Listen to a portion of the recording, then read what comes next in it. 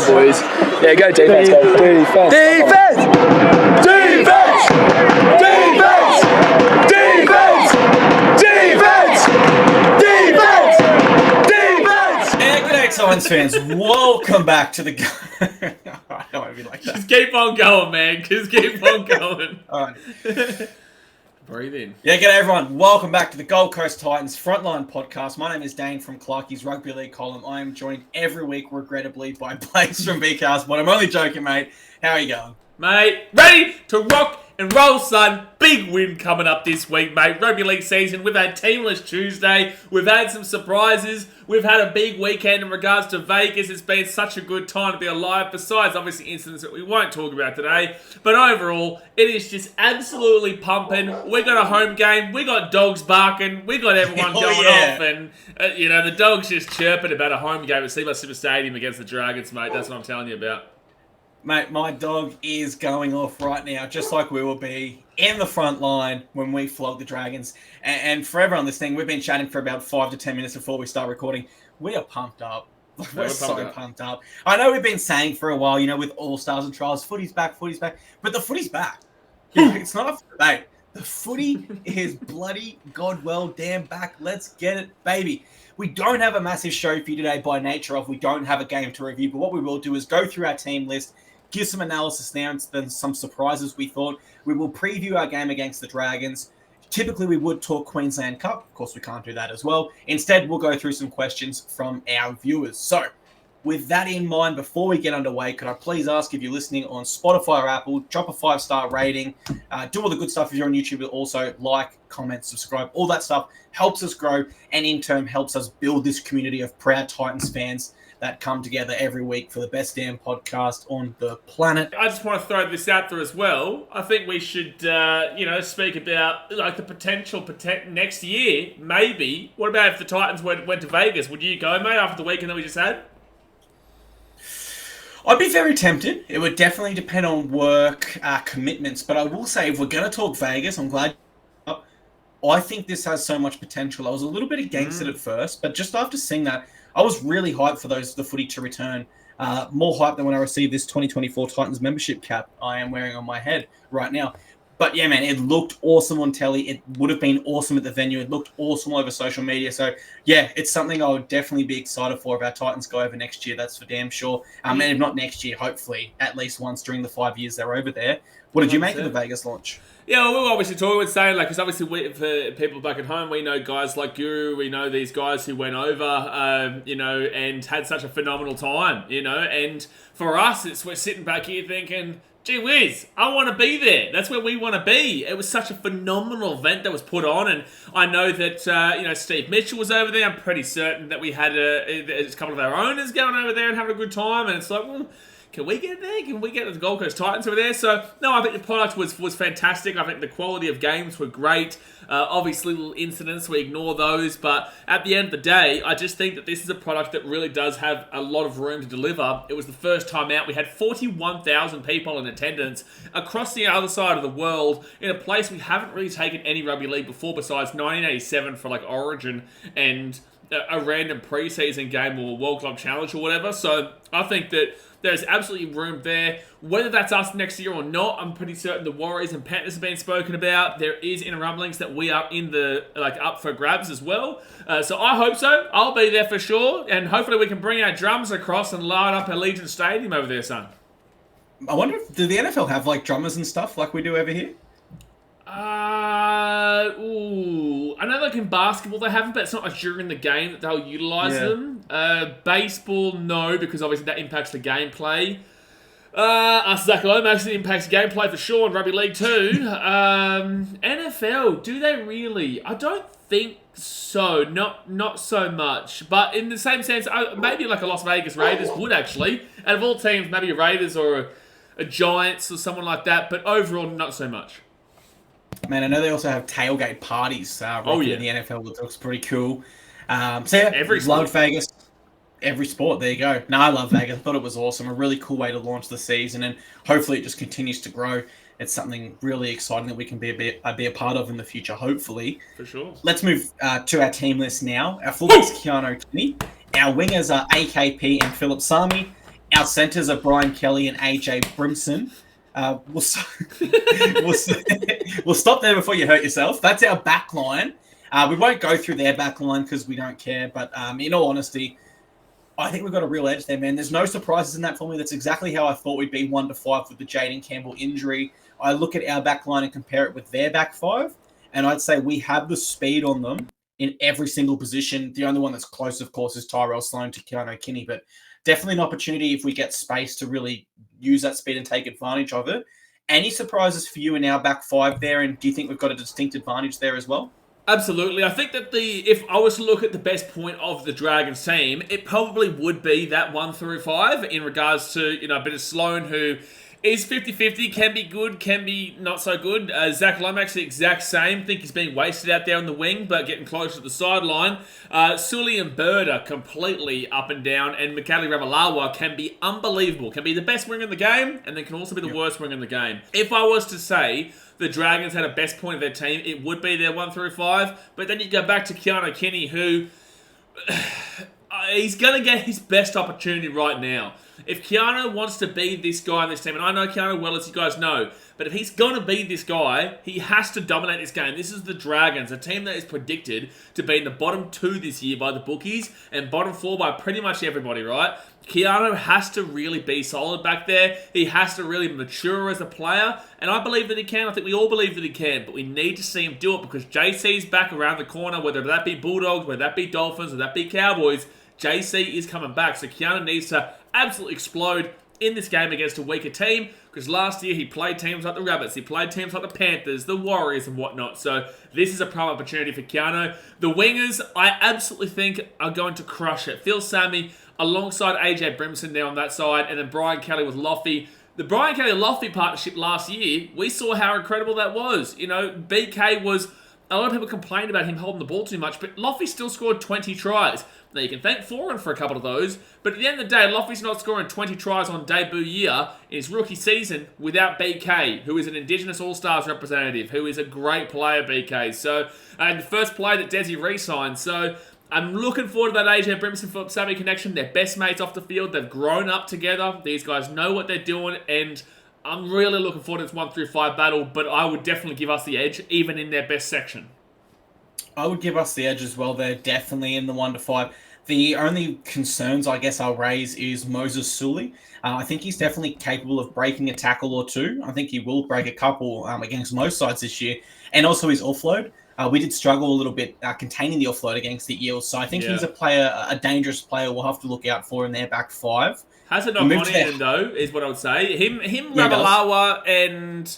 I'd say him and Ravalawa are known for their knock-on ability. Jack Bird is kind of known for being... Hey, like if we're talking Sharky's days in the centres, he was phenomenal. But obviously that was, 8 years ago now. People forget about that. Sharks' premiership was 8 years ago. Tyrell Sloan has a lot of mistakes in him. And Zach Lomax, he's probably going to pass me the ball on the sideline, right? Well, that's how we kind of see there from Zach. So overall, they have errors in them.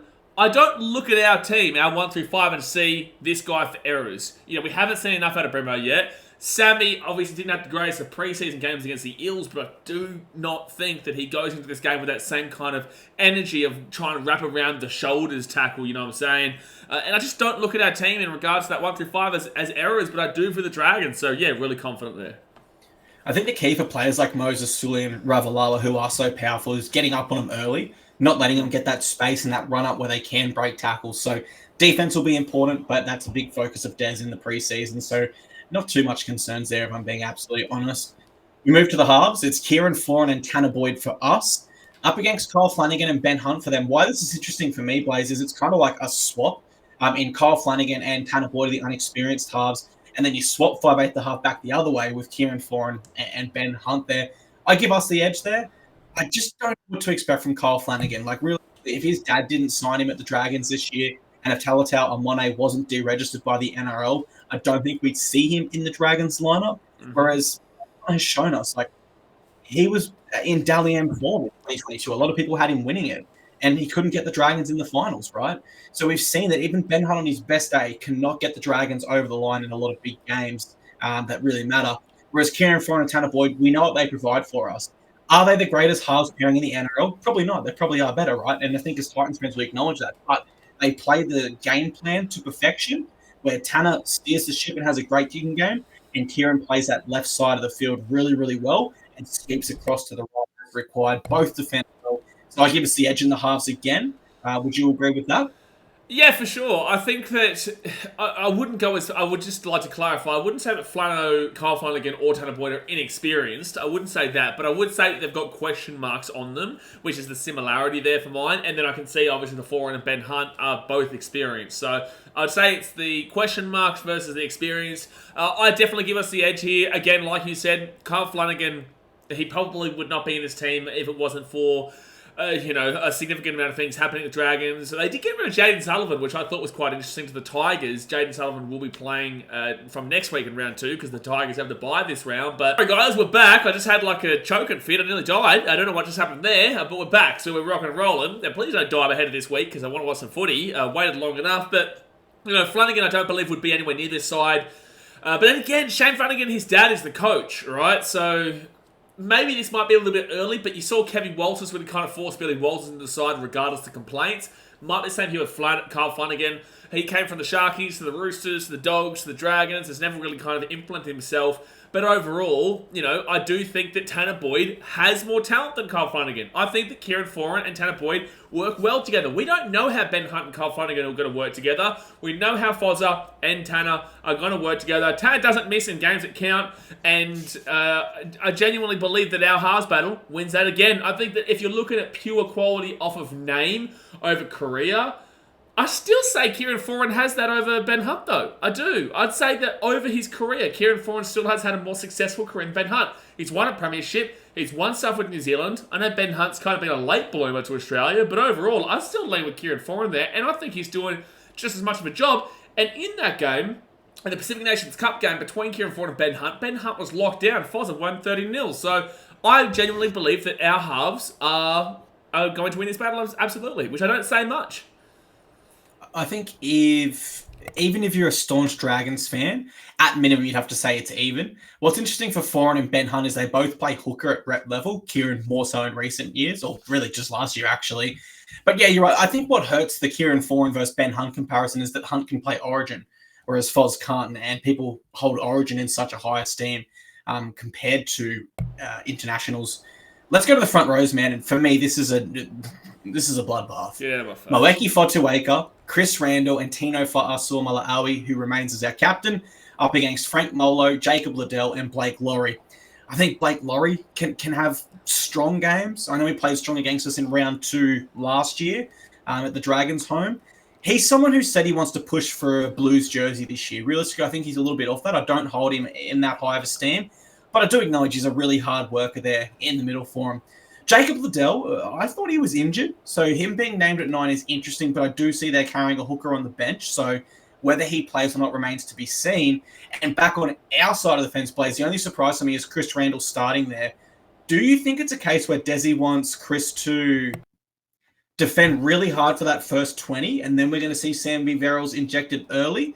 Or do you think it's going to be like a genuine game manage of each get 40 minutes? We did actually speak about the possibility of Chris Randall starting at 9 the other week, and I'm trying to remember what we actually said there. But we were kind of saying the longer you think about it, the more it does make sense. And I think that Sam Verrills, when he comes on, you'll see him stay on for the rest of the game, to be completely honest with you. And I could see Chris Randall then moving into more of a utility role, which is what we kind of expect from him.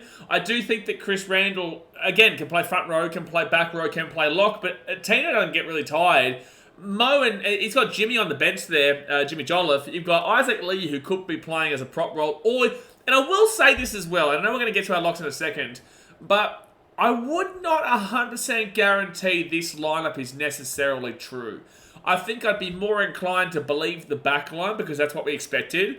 But there are a few interesting things like the Chrissy Randall, Sam Verrills. There is the Cleese Haas potentially, they might even go somebody else. Or there is Keenan Palacia and Isaac Liu switching around. And Aaron Clark, the issue, actually no, we'll get into the locks in a second.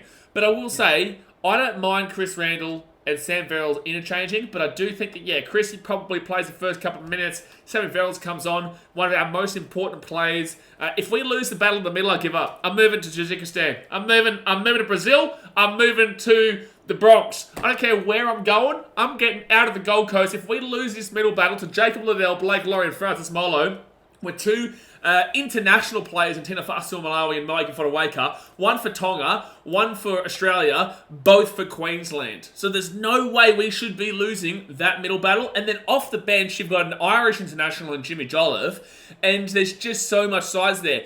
I refuse to lose the battle of the middle, and if we do, it is incredibly disappointing, mate. Incredibly disappointing. You know what? I moved to Canberra with you. Blake, and the Pork, all right? So, overall, we should be winning that middle battle with ease.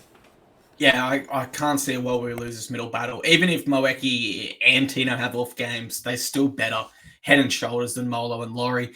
For Chris Randall, for me, I think the way this will work, I don't want to touch too much on our interchange. I'd love to stay on middles, but I have to here. I think we'll see 25 minutes in, either Keenan, Tino, or Mo come off, at which point Chris will go to a middle forward role and Verrills will come in at hooker. I think then in the next 10 minutes or so, or maybe even 5 minutes, we'll see Jimmy Jolliffe, Aaron Clark, or Isaac Liu board on the field. And I think the reason Des has done this is he watched our games last year and saw that once Mo and Tino left the field, we did struggle in the middle there. So he wants someone like Verrills who's able to come out of dummy half and create momentum for our bench forward so we can continue to keep that momentum. I think that's the way Desi's looking at it. He's forgot more about rugby league than I'll ever know. But if I had to break it down, I think that's what Desi's... I agree with you there, man. I think that most people wouldn't be thinking about that either. You know, you're absolutely right. And I wasn't even really... I didn't think about it too deeply just yet because obviously Team List only came out for us about 2 hours ago. But, overall, I think you're absolutely spot on there because, the problem was last year when Mo and Tino went out, geez, we got absolutely slapped. We got slaughtered. We got absolutely pumped right in the nose. So to be able to kind of take that away from that opportunity is really, really solid. You love that. You do love the ability that we will have a consistency in that middle. So, I agree. Yeah, and I can't speak too highly of my own coaching career. It only lasted a few seasons, but when I coached under 14s, it was around the time when Wayne Bennett would bring Sam Thaiday at hooker. Do you remember that? Yeah. And it's like, Sam Thaiday is not a hooker, but he wanted to have his hooker a bit fresher coming off the bench. So I started copying it with my team. I'd play like my best prop and my hooker off the bench and bring them on together. And it actually really worked, man. Like teams were surprised. And the amount of enthusiasm and injection you get from a hooker that's getting out of dummy half, scooting, getting forwards on the advantage line. Mate. Mad scientist Desi does what Desi wants, son. It doesn't matter what you think, it's going to happen. Mate, I love where Desi's head's at because my head's been there before. So awesome stuff there. Love to see it. Our back row is Cleese Haas, Bo Firma, and Keenan Policia. Again, I give us an edge here. This would be a monumental edge if Dave Fafita was playing. He's not. But I do think Cleese Haas does offer similar X factor. With respect to Cleese, it's not on the same level as Dave because Dave's one of the best back rowers on the planet. But we've seen Cleese, break through the Panthers line, which at times looks impenetrable, and score a great try there for us at home last year, right? We know Bowie Firm was back and he's fitter than ever. So I give us an advantage here. I will say the only surprise for me is, one, Keenan Policia at lock. Did Des intentionally name Tino at 13 and Keenan at prop in the trial to throw Shane Flanagan off? Is he going to revert to the bench with Liu starting? I don't know. But I personally wouldn't be starting Keenan at lock. I think he's either a prop or he brings that energy from the bench like he did for the Broncos so well in the final series last year. I'll say something right now. I'll say something. I know you're about... I need to clarify on this. Knowing Desi, Tino could be named at 10 and still play 13, and Keenan Policia could be named at 13 and still be playing 10. It wouldn't shock me much, man.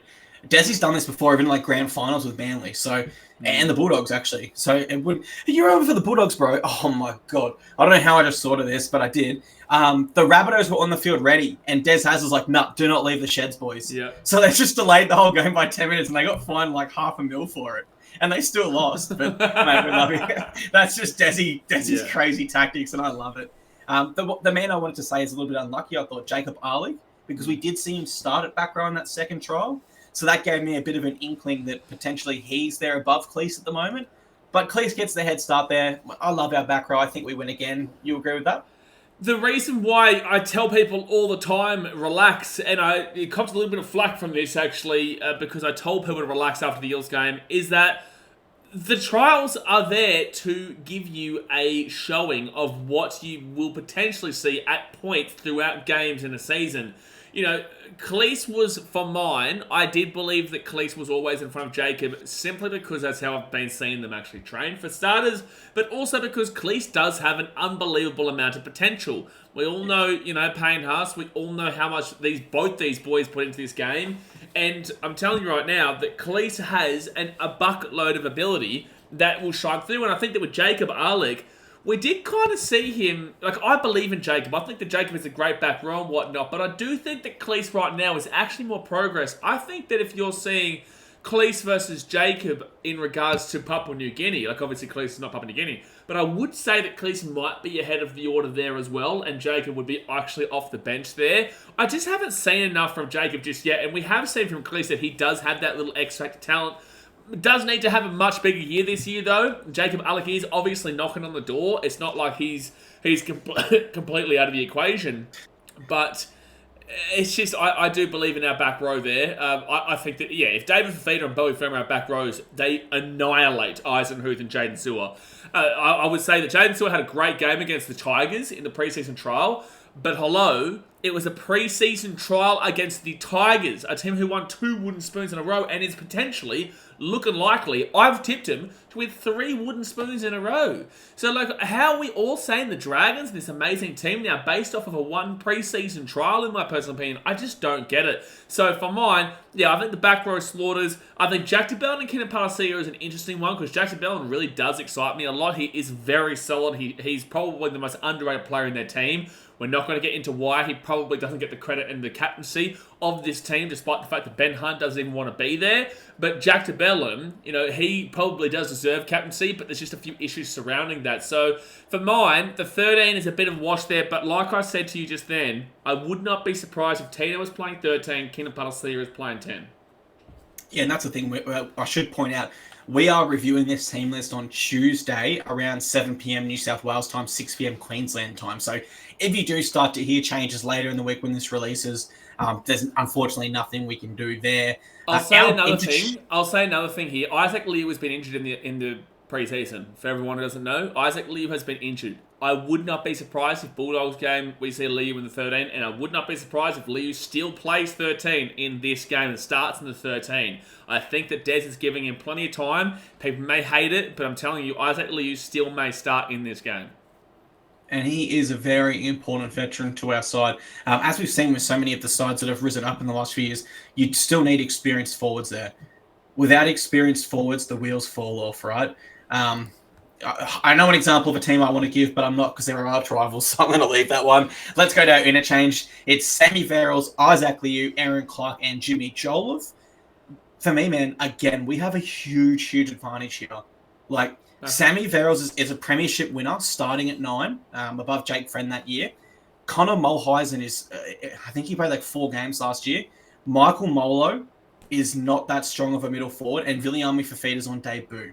Then you go to Raymond Faitala Mariner, someone who even the Bulldogs, who haven't played finals in 7 years, didn't really want. I don't want to be too negative towards these Dragons players. I'm just trying to pump up our own tyres and pump up the fans' tyres and make it. But with that being said, you're not being unrealistic in your criticism of them either. Yeah. It's not like you're just going in there and just laying in the boot for no apparent reason.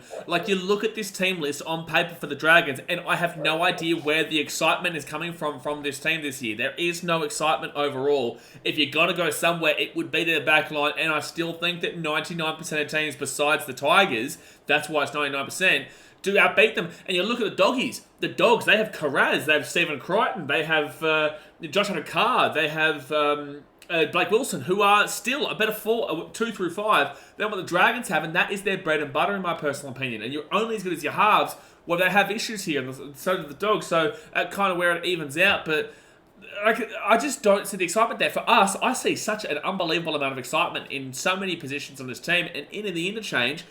Even if Isaac comes off the bench, that's massive experience off the bench. Sam Verrills is one of our best players coming off the bench. Aaron Clark, we know he's just like a little bulldozer. And Jimmy Jolliffe is one of the most underrated players on our team. I love our bench setup, and I think that we absolutely slap it as well.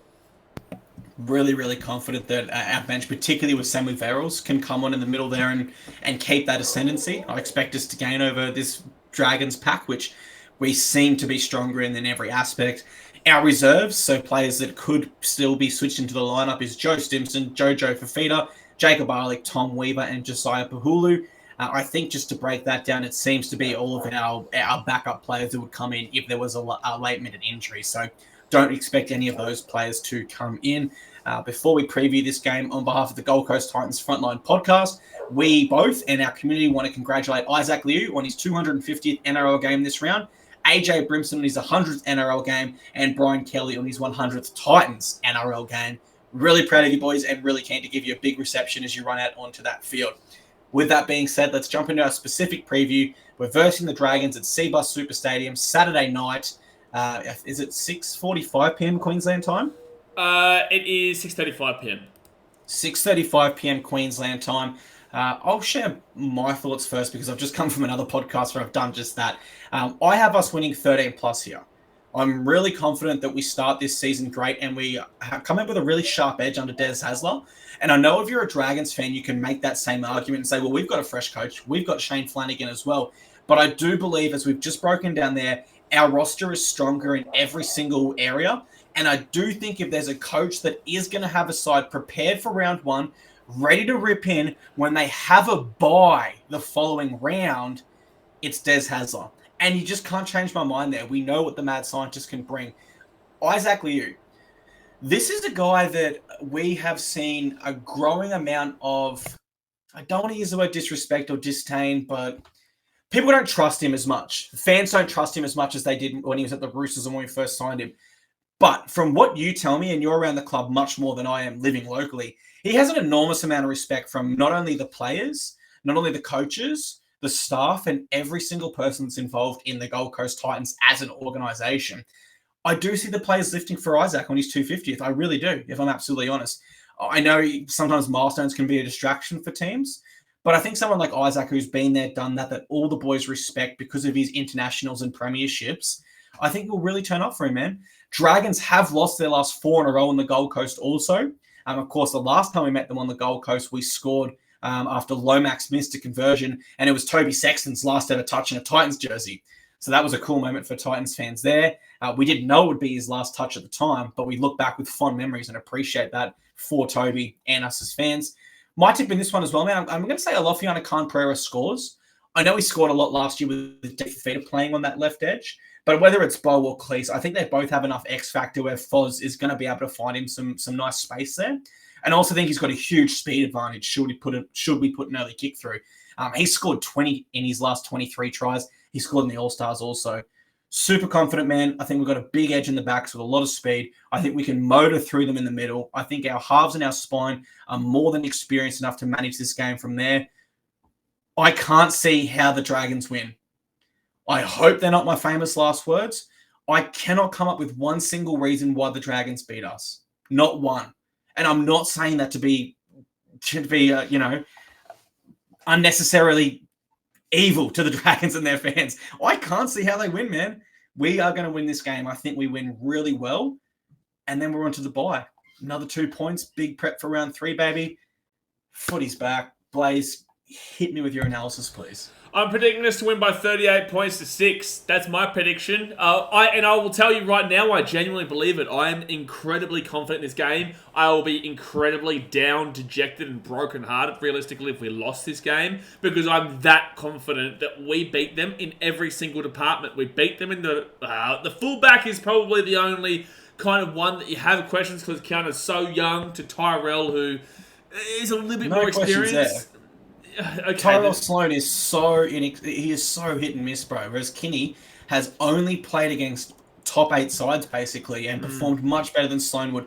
Trust me on that one, man. It's not close. Hey, listen, Sloan has some nice moments, but he is not well polished as a fullback, in my opinion. I think we misunderstand the context of what I'm saying. I definitely believe Keanu is a better player. What I'm saying is because Keanu hasn't played a great deal of footy at the big level yet, that's where the question marks from other people will come in from there, and that's where the question marks from overall will come.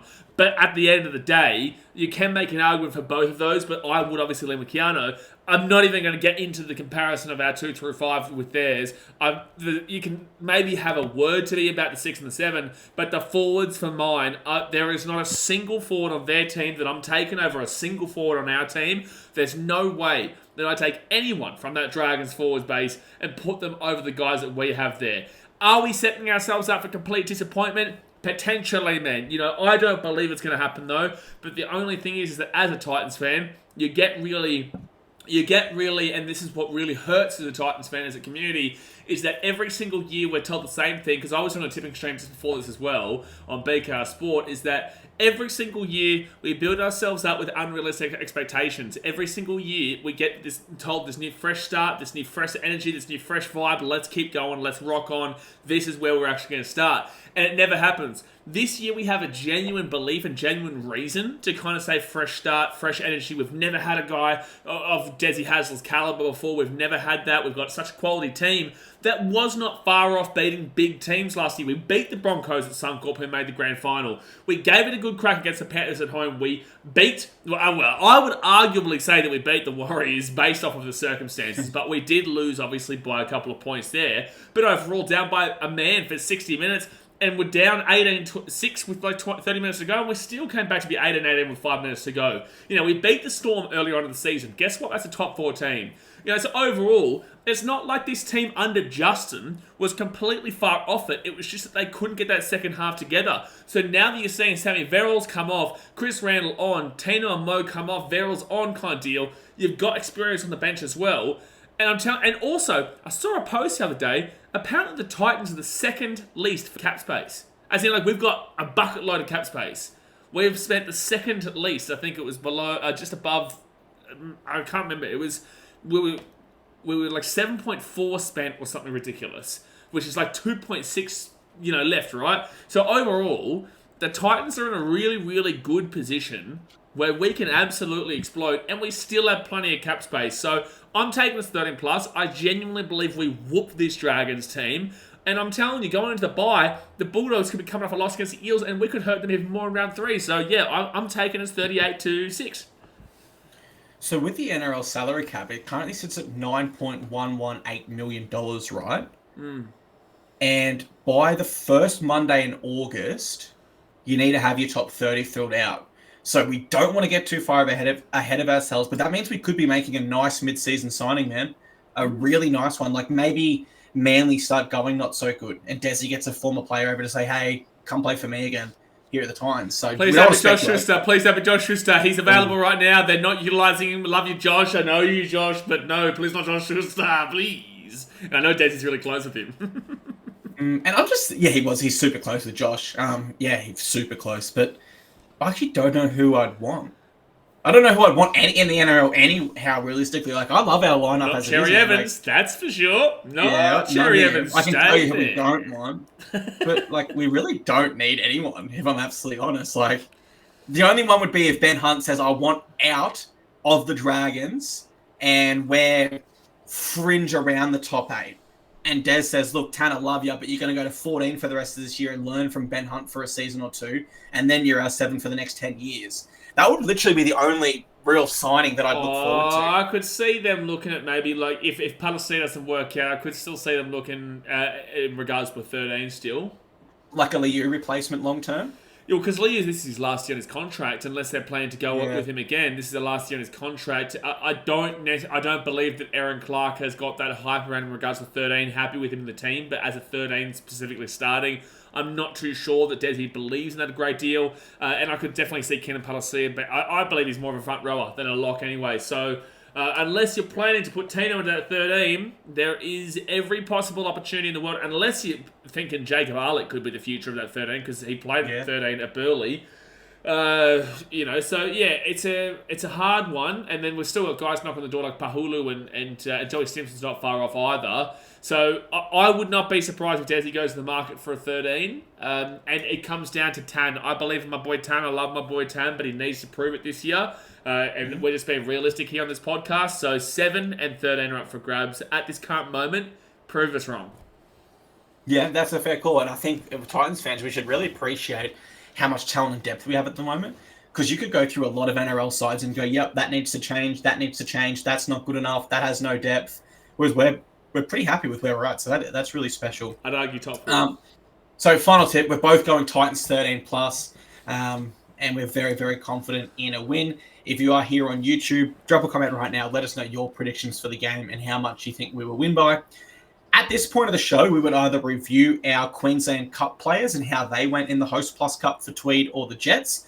In this case, because we're recording Tuesday night, team lists actually aren't out. So unfortunately, we won't be able to review where our Titans will be playing and tell you who to keep an eye on there. You'll have to do that yourself when the team lists drop on Wednesday. Instead, because we do want to fill this show up a little bit for you guys and add a little bit more value, Blaze has gone out and asked for questions from our viewers, and we're going to answer some of those now. Now, I haven't seen these questions. I know you sent them to me. I was too lazy to look. No, I actually have been busy. So this will be completely raw for me, man, my reaction. You can go first on some. You can hit me up to go first, but the floor is yours to go through these questions. Yeah, so look, I went onto we have our own Facebook page, the Gold Coast Titans Frontline Podcast. We've also got the Gold Coast Titans Frontline Fans page and then the Gold Coast Titans Fan Club. And I went through all 3 of them and put this post up, and I've selected a couple. Like, obviously there are a lot of very similar ones, but we will read out a couple here today. So I said, hey guys, as you may know, myself and Clarkey host the Gold Coast Titans Frontline Podcast each week, where we go through literally everything men's and women's feeder clubs and all that is in between related to the Gold Coast. With the season approaching next week, we thought we'd put out a post to see your responses that we can talk about in this week's episode. Questions being, 1, what most excites you about the Titans in 2024? 2, what is your major concern about the Titans in 2024? And 3, what do you believe has changed in the club that will either be a major positive or negative for the direction the club is going in? Look forward to seeing your thoughts. Now, we got a lot of responses. We got a ridiculous amount of responses, and although we absolutely appreciate every single person who has put a comment there, regardless whether it's, mainly just a concern or the likes. But overall, we did get an overwhelming amount of responses to this. So we're going to read out a couple here. You will see some repetitiveness, but if you've seen repetitiveness here, just know that overall that just means that that's what a lot of people are thinking about, yeah? But the first one here that we've got is Rosie Wilson.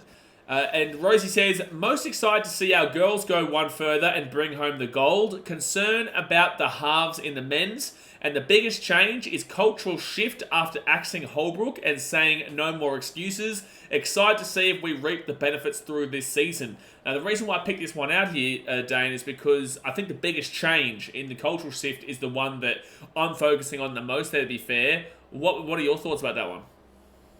Well, I think Titans fans, this is the first season besides 2022 where we've actually come into it with genuine hope and excitement.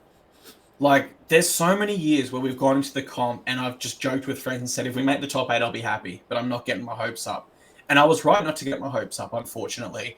This year, I feel different. And the whole community... Exactly. There's an expectation on us this year. And we've seen young squads in the past rise to that expectation. We saw the Eels in 2009 make a run to the grand final with that expectation as a young side. So I'm just so excited. There is genuine belief and hope that's no longer dumbfounded. In the past, if you were saying as a Titans fan that I think we'll play finals this year, every other rival fan was saying, well, you don't know what you're talking about. You're just a blind fan.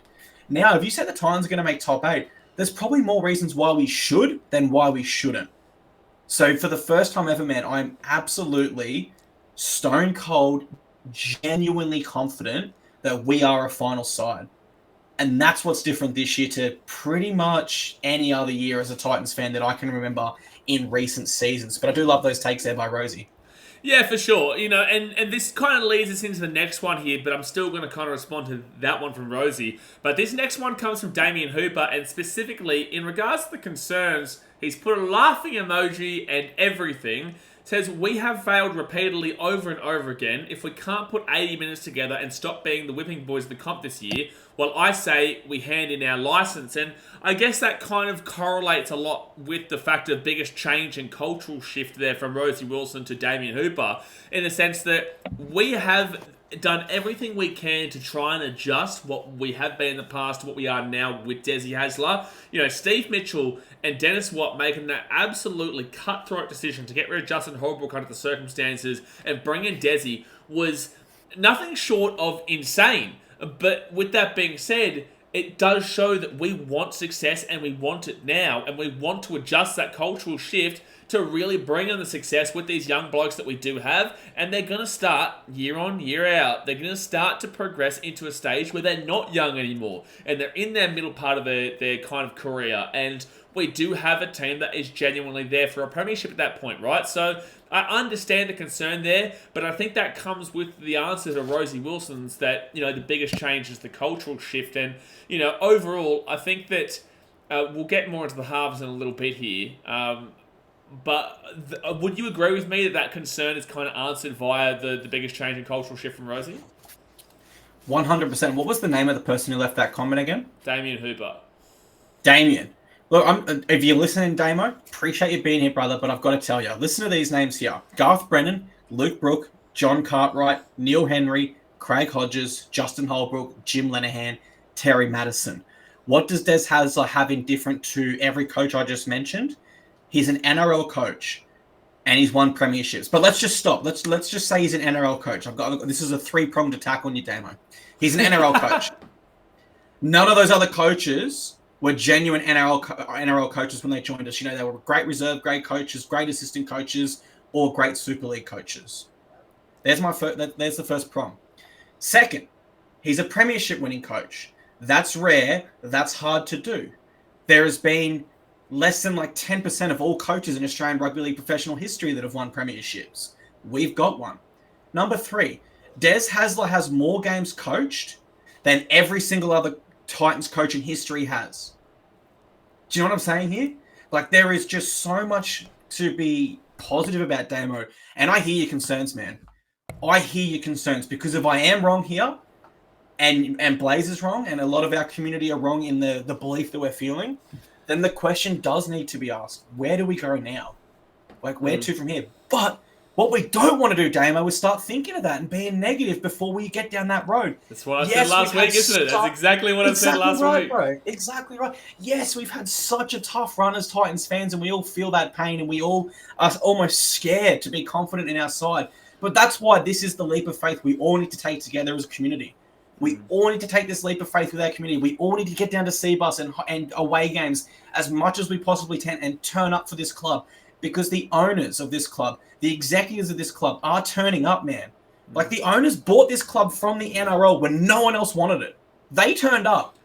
The executive, I can tell you right now, having worked with some executives in my work away from footy, they work bloody hard, man. They do long hours. You can't imagine the amount of work Steve and Dennis put in to get Des Hasler and remove Holbrook without anyone in the rugby league world knowing.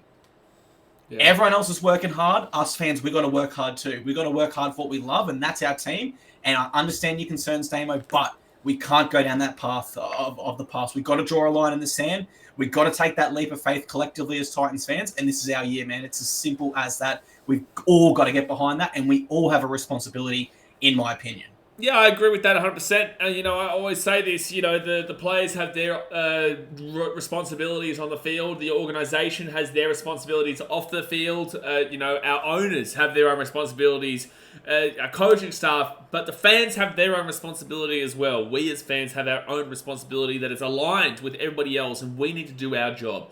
Right, and that's why I do my job. Clarkey does his job, and we hope that you guys are motivated through this and are passionate enough in this team and know that the club is moving in the right direction so that you can do your job by getting out to the game, supporting, getting behind the chants, getting behind the noise, and really supporting what we're trying to deliver here. So at the end of the day, we're doing our job. We need everyone to do their job. And at the end of the day, like you said, there are concerns in regards to that, but I'm not going into a season with those negative thoughts. I'm going into a season believing that we are a genuine contender this year. I genuinely believe we're a top 4 team this year. I genuinely believe we're in 4th position, and I could see us even higher, but I do want to obviously have that kind of proof first before I could do that. And overall, that's where I kind of sit with that, and as Clarkey does as well. But just so that we don't Also, Damien, we're not having a crack at you at all. We're just kind of responding to that. But Damien has also put a couple of positive things here and excites. The thought of AJ and JC on the field at the same time, I think they'll be very dangerous. And also says if the reports are true that every forward has trimmed up and every back bulked up, that's a good sign of the boys pulling their finger out and maybe it'll come with an attitude change. And both of those are absolutely right. You know, AJ and JC on the field at the exact same time is what we've been talking about for a long time now. We love those two guys. We know they can provide a lot of spark. And it just opens the field up a lot more. And a position of need that we've had for a long time is the centre department. So now we've got BK and AJ. We're not worried about a fullback and we're not worried about centres at the moment, which is just brilliant. So, and he's true. Look at Bowie Firma. He's been injured for a year and yet he's the fittest guy in the club right now. So, yeah, really excited, man. Would you have anything to say against that? Well, I love that take there by Damo. I think that is absolutely true. And I want to tackle on the end of it that if you asked most Titans fans last year, where is our best attacking area? Everyone would say it's our left side with AKP and Dave. Now when you add Brimson and Bo Firma to that right side, it becomes just as deadly. And it becomes it just makes our attack across the whole path I think even Bowie's better. on the left-hand side, bro. And so if Bo does play left, that left side remains just as strong, in my opinion, with Bo running outside of Kieran Foran. I think Kieran Foran's experienced enough to get him in the right holes or use him as a decoy as required to get that ball out to BK and Loffy there. Yeah. Whereas if Dave moves back to the right side with AJ Brimson, the right side could genuinely become our best side now. So regardless of where our back rowers play, we have genuine attacking options all across the park now. And some of our centres in previous years with the Titans, we haven't had that. Really, we've had I remember there was one year where Dave was like our only attacking threat and he didn't play that good. And I think it would have been like 2022. We played poor as a club, but everything just went on Dave. Like, oh, he's not brushing off 6 people and scoring. That's why Titans aren't winning. And it's like, well, now it's not all up to Dave, right? We've got attacking weapons on both sides, and that is super exciting. Yeah, for sure. And I think that kind of leads into the next one here from Wayne Kemp, who says, excites our potential currently and in the next few years with a squad predominantly Titans juniors, which is absolutely spot on there. We've got a lot of development coming up through Marsden, through PPC, through Kebra, who obviously aren't with us anymore, Tweed, obviously, and now Ipswich. And we've got a guy that, I think someone mentions a little bit later on in Carl Foxwell that everyone's actually wanted to see genuinely get an opportunity, and they had no idea who he was until this year in the preseason. So that really shows us a real great deal of quality down into the depth department. Now, Wayne Kemp also does say, though, concern our halves. Every top 4 has elite halves and spine. But that's a big issue there for Wayne. And I do agree in a sense that, the elite halves, we haven't seen that yet, but with that being said, we know Kieran's going to be under Desi. We know Tanner has a lot of room for improvement, but does put the effort in and will put the effort in. And I think we have to wait and see after these first few rounds. If he can't get off to a good start against the Dragons, against the Dogs, against the Kicker, against the Cowboys, overall, and then the Raiders, overall, that's a massively easy start to the schedule comparatively to other teams, right, where you could play the Panthers or the Warriors or the Broncos and all that. Instead, we get a super easy schedule there. So if Tanner doesn't provide what we need there, then yes, it is going to be a bit of an issue. But overall, I think let's just wait that one out there. And then regards to the positives, he says, we are getting top people in coaching and behind the scenes, which can direct us to be a competitive, successful club. What are your thoughts? I'll start with the positive. I agree. We have Brett White as an assistant coach, who is now the assistant coach of the New South Wales Blues and the Australian Kangaroos, so that's awesome. And we've also got Jimmy Lenahan, who has head coaching experience and won his first game as a head coach against the Broncos when they were heavy favourites to beat us. So awesome assistant coaches there. And we've got more as well. I'm just naming 2 there. On the halves, I would have to agree. I think as much as I love Tanner, you would have to admit he doesn't quite have the runs on the board as a game-managing halfback or this superstar like Nathan Cleary who's going to score in big games and stuff like that. And that's no fault of Tanner. He's still young. He's still developing his game, right? The thing that I will say for that is the best halfbacks that you see today, such as the Nathan Clearys, they had an experienced half next to them to start in Jimmy Maloney. Then we go to Ezra Mann from the Broncos. Well, he had Adam Reynolds. Then we go to Cameron Munster from the Storm. Well, he had Cooper Cronk. And so the list goes... Exactly right. And so the list goes on and on and on. And so if Tanner isn't absolutely prime at his best this year and we still play finals, that's fine. because he'll take the confidence from that. He'll continue to learn from Fozza and keep growing his game to new levels. So whilst he might not be there now, every single stone that can be turned to get him to that point is there. There is one final stone. And again, that's that this is for us fans to really get on board with. Don't go to his Instagram and comment you suck when he has a bad game. Don't go to the Titans full-time post. I remember the game against the Dragons last year when he missed touch twice in round 2 and comment, we've got to drop this guy. We have a horrible habit as Titans fans of crapping on our young halves, and it needs to stop. If you see those comments, say, hey man, he had a bad game. We still support him. It's all good. You know what I mean? Nathan Cleary's had bad games. Andrew Johns had horrible games. Man, the best halves in the world have bad games. That's a problem with people in general, but yes, Titans fans love to specify the 7, and I understand why we specify the 7 due to the fact that obviously Ash Taylor didn't work out, obviously Toby Sexton didn't work out. Jamal Fogarty has become incredibly, overrated in regards to how much he was, but with that being said, was probably a better 7 of the recent past. Kane LG, as you said. And then now Tanner Boyd is that one, and then what, is Tommy Weaver the next one, guys? Because I remember when every single Titans fan was saying Toby Sexton is the next best thing last year, or 2022, sorry. Everyone was like, oh, Toby Sexton this, Toby Sexton that, and I was agreeing with everyone, and he does have an unbelievable amount of potential, and then first game happened, and everyone's like, oh, get this loser out of here. Get this loser and kick him to the curb. It's just like, well, hold on a second, the whole preseason you've been loving him, and now you don't. With Tanner, it was the same. Let's get rid of Toby Sexton, bring in Tanner, man. He's going to crush it. And then obviously he didn't do too well in his first time really taking charge. And now it's everyone, get rid of this guy, get in Kyle Foxwell or get Tommy Weaver in. Well, God help Kyle Foxwell and Tommy Weaver, because at one point next year or later in the year, if that was to be the case, you're going to slap him. So that's what we're saying here. For the love of God, can you just let it develop? If it doesn't happen in the first 5 weeks, then there should be question marks asked. But you don't go out of your way to kind of like into the situation. People message me, and I'm sure they message you, and they message all the players with significant abuse, and it's just like, you're meant to be a fan of the club.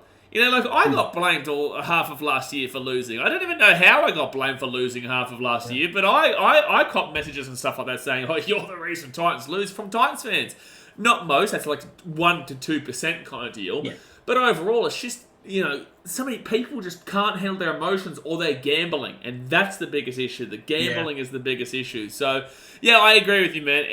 You just can't, I would love them to not...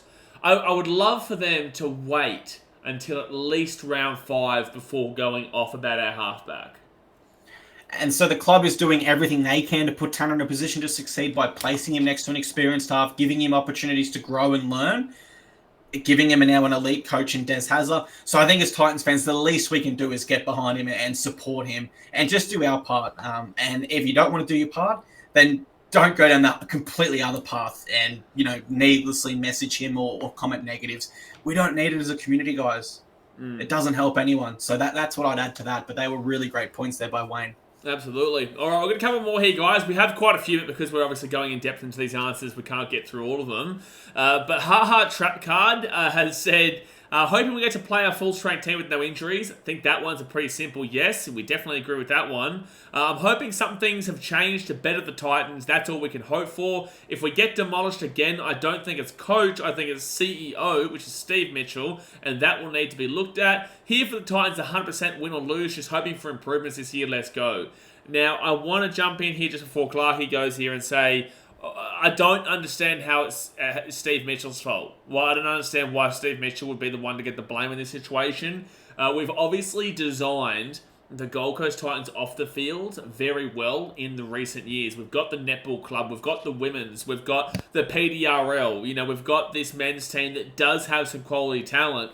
I'm not saying that there isn't an issue. There definitely is a massive issue on the Gold Coast if this doesn't work out. But I'm not here blaming Steve Mitchell, because Steve Mitchell took us out from 2018, I think when he came, 2018-ish, and has taken us into where we are now, where we have such a developed kind of range around the Gold Coast. So I disagree with that one. I will agree that there is an issue for sure, but I don't necessarily believe it's the CEO. So CEO's job is to essentially oversee the company and make sure that all the different leads and sections are performing. and make sure that the club is financially sustainable to continue operating as a business. 8 years ago, the NRL was forced to tip in $3.6 million. Otherwise, we literally went under. Now, a website called Growjo estimates that our annual revenue is $19.7 million. Now, obviously, we have to pay employees out of that and other costs, but if you're turning over $19.7 million per year, you're turning a profit. And we don't have huge pokies like other clubs do. So, no, it's not Steve's fault. Everything he's done is right. And I will say, guys, I say that a lot, don't I? I will say, I've always got something to say. When it was the Tigers, we knew it was the board. We knew it was the CEO, right? It was so obvious it was them. Has anyone ever commented that anywhere about the Titans? Not that I've seen. But when it was the Tigers, every single person was like, sack the board. The decisions they're making are ludicrous. No one's ever said that about the Titans. So, look, worst case, Winners Finals have a poor season. It's not time to start blaming our executive team. I think they're doing a wonderful job. The fact we are profitable, despite not having the best results, is awesome in and of itself. So, I can't speak highly enough for our back-of-house operations team led by Steve Mitchell. And no, I don't think I've been pointing any fingers in their direction at all. Yeah, for sure. And as I told you guys on podcasts before and on my channel and whatnot, like I've spoken to Rebecca Frizzell, I know Daryl Kelly and Joe Kelly well from when I see them at every game. Oh, especially Daryl. Daryl, he loves the Gold Coast, man. That guy loves it. And Rebecca and her partner are very, very busy with what they do at the Frizzell group and whatnot. But at the end of the day, like our owners don't necessarily make a great deal of money from this club, right, guys? They do this because they love it, and our CEO, obviously gets paid well. But with that being said, has transformed us from what we were into what we are now, and is a real kind of worked. The organisation's working well right now. So no, I love what Steve does, and let's move into the future without blaming him. And I understand what you're saying as well, Dane. But yes, I just don't want people to go and say that it's him when it makes no sense why it would be specifically him when this has been a problem for much longer than he's been around. Let's put that simple. Like, it's been a problem since 2011, realistically. So that's a long time before he was there. Maybe it's my fault, Clarkey. Maybe it's your fault because we've been around since the start. So tough one there. But Tyson Rizzoli says something quite funny here, which is quite true. Or was it Tyson Rizzoli? It might have been. Hold on. Oh yeah, this quote. I love this quote. In the past, if one of our main players were injured, we may as well have forfeited. I love that quote, brother. In the past, if one of our main players were injured, we may as well have forfeited. He goes on to say that Des is a hard-nosed coach, and if someone isn't doing their job, we have plenty of blokes putting their hand up that I'd be confident in. I love that. What are your thoughts? The old under 8's forfeit. Not enough players. So I'll flip your jersey inside out, kid. You're on the other team now. Look, I certainly think last year, once things stacked up against us, for one reason or another, it could have been the coaching from Justin. It could have been our mentality as players, or it could have been our inexperience as players. Once things went against us, such as errors, penalties, the other team scoring first, the other team starting the second half strong, whatever it may have been, it did seem to have a snowball effect that really took off, and we were really unable to contain that snowball. I do hope that with Des having that harder edge, it can kind of be, okay, we knocked on. We've got to defend for 60 seconds. Okay, they scored first. There's 70 minutes left. Oh, okay, they started the second half strong. That's fine. We know we're fit enough to come back. I hope he's really built that mindset into our players. And so, that's what I would say to that. But that's certainly... It's an interesting one, isn't it? Because he is right, man. In recent seasons, how Tyson says, we faded away. Dude, we literally would have finished first last year if it was first halves only. Mm-hmm. And we have the most double-digit leads blown in NRL history, and we've only been around since 2007. That's sickening to think about, I'm sorry to say. Thanks, mate. It sucks. But that is literally more times than any other team, guys. We have been there yes, we've got a great lead, and we've watched it disappear, and then we're sitting there what has happened? And then we go to full time and we are sitting there just dejected, how did that happen? So hopefully that doesn't happen under Des. I don't know what was happening in the past, but Des is experienced enough to fix it, in my honest opinion. Yeah, I think it was just ridiculous. Like, I'm not even saying that it's just Justin here, but like, how was it possible that we lost all of those games in such quick succession by being under Justin? I didn't understand that, right? Like, it didn't happen under Johnny Cartwright. It didn't happen under, Neil Henry. It didn't happen under Garth Brennan. We'd lose that game comfortably from the start. We wouldn't win and then lose. Like, you know what I'm saying? Like, we would lose that game comfortably from the first minute of the game. But under Justin, for some reason, it was just also compact. So, yeah, I think that in the past, yes, we definitely have just been like, yeah, no, we're done here. But then again, last year should have proven against this, and this was actually post-Justin, the first week post-Justin, where we played the Broncos, because we had the Tigers, the bye, Broncos at Suncorp, and Tino was out. And we went into that game, I remember being in that hot day at Suncorp, and I looked over and we were like, oh, we're not going to win this game. You know, we've not got Tino, there's no way we win this. We're playing the Broncos, you know, a team that are killing it right now. And we beat them. We beat them 18-12, so that's a change of direction and change of club culture that has changed from the past, right? So I do agree that with Desi, it's going to enhance that even more. And then just a couple last things here before we jump off, because we've just hit the hour mark. He says, I'm a bit concerned about how we keep all our fullbacks happy. It's actually impossible. I believe we will lose at least one by 2025. And he does say, a major positive that has changed in the club is that I think guys will actually now be worried about their positions in the team. Previous years showed that even if a player hit a bit of bad form, we couldn't really afford to drop them. This should force players to work and train harder, which is absolutely spot on. You know, look, okay, if Dave Fafita's not performing, you've got Cleese Haas, you've got Jacob Arlick, Joey Stimson, absolutely. If Tino's not necessarily performing or Mo's not performing, you've got Jimmy Jolliffe. You know, you've even got Aaron Clark, you've got Isaac Liu, you've got Joe Stimson again, you've got Josiah Bahulu knocking on the door. Isaac, he's probably the roughest miss here as well, by the way, because he had an incredible he was season. Awesome in the trials. Yeah, so, you know, and then, yeah, if Tanner's not performing, Tom Weaver comes in, or Kyle Foxborough comes in. You go into the back line. If Keanu doesn't perform, well, guess what? JC's coming back, but AJ is there, and we've just got and then we've got Jalen de Groot, who is knocking on the door as well. The centres, like, we've got that. We've got Jojo, plays Indigenous All-Star, Jojo Fafita. We've got Aaron Shuppy. We've got, Harley Smith-Shields on the wings. We've got Phil Sami and Alofiana Camprera, but there's also Shuppy. There's also Tony Francis. There's Jojo. There's so many players overall. The only one that is kind of harsh is Kieran Foran in the 5'8", but he's not the type of guy that I'm worried about in situations like that, because he is going to work hard 24/7. I know what Fozzer is like. So overall, I agree absolutely that the players are nervous about the position, and also you're spot on in regards to keeping our fullbacks happy, because, you know, I know he's a great kid and he's an amazing bloke. I know him well, but he's not going to sit on the pine or off in Tweed for the next 7 years of his career, right? Like, if he is good enough, he's going to want to crack. It just comes down to, I don't know. I really don't know how that kind of gets situated there, but it comes down to how well Keanu goes in this opening couple of rounds, and then it comes down to how well JC goes when he comes back. Look, we are losing a fullback, but let's not look down the track too far. And, you know, I'm resigned to it. You cannot keep 3 quality fullbacks on the books. You just can't, unfortunately. We will lose one. But what that also creates is exactly what he touched on in his second point, where he said everyone's competing for spots so hard that we've got great depth. You know, everyone's competing to be that fullback here long term.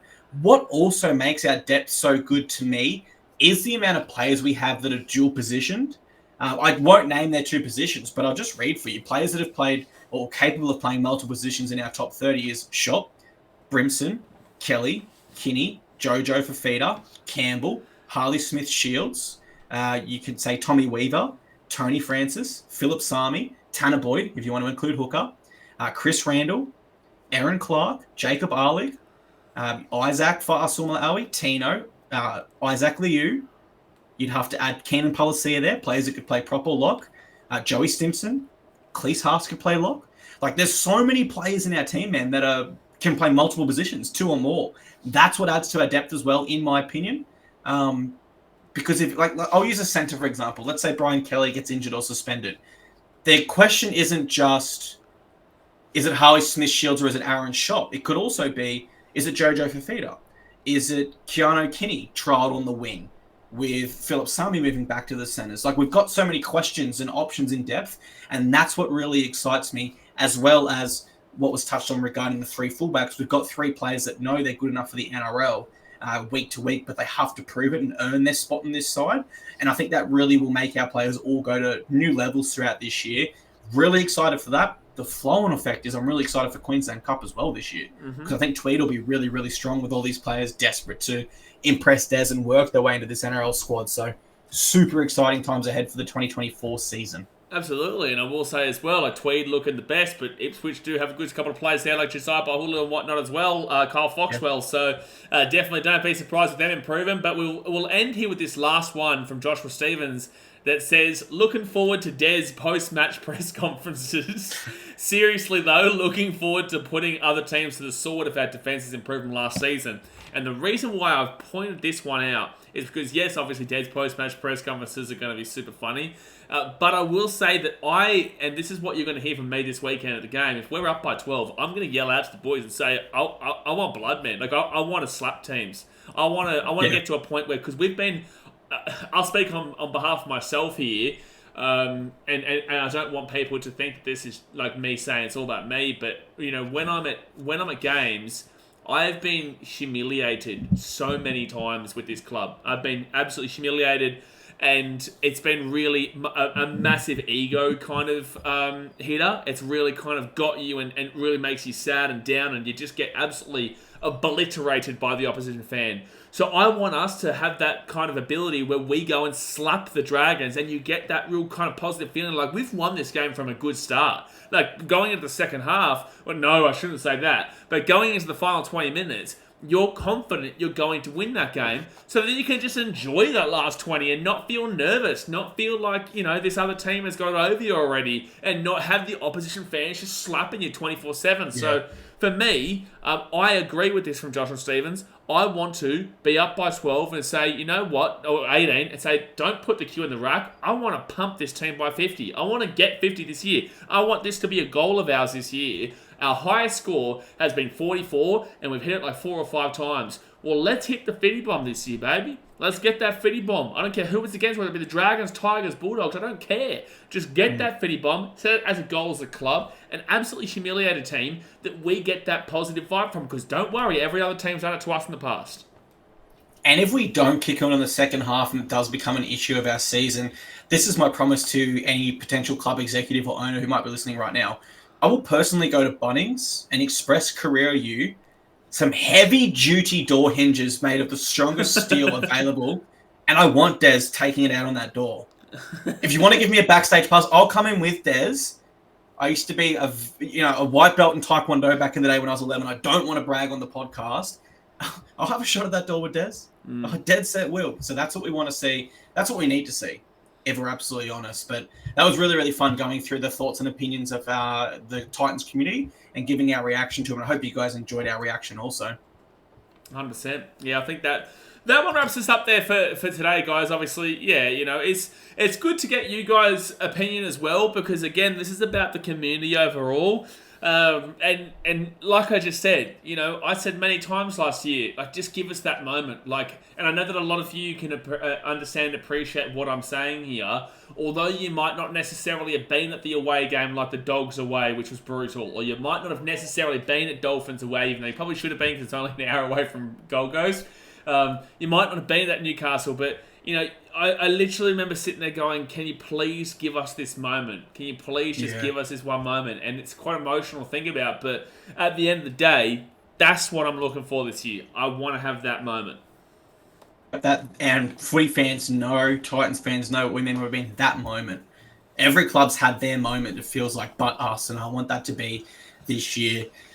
But it's that point of the show where we will close it down and we will say thank you very much to everyone who has been here. We will see you in the front line for our season kickoff against the Dragons. Come on down and see us there. Get involved with the front line. We'll be doing chants. We'll be doing our best to motivate the boys on the field. And I might even hit the drum a few times if Blaze lets me. So with that in mind, thank you so much. We will see you next week. And Blaze, sing it with me. Oh, the coast is wonderful. I'm not singing until we win. I'm not singing until we win, Clarkey. All right. Fair enough. Let's cut it there. We love yous. Yeah, we love his guys. Get around it. And he's cut me off halfway through. He's just cut me off. Don't worry, Blaze. We just shush. Just done. Like that time when you said, you can get this one if you want. It was that time you go, what do you think about it? And I said, I wasn't listening. I was doing something else. Can you ask that question again? Zing!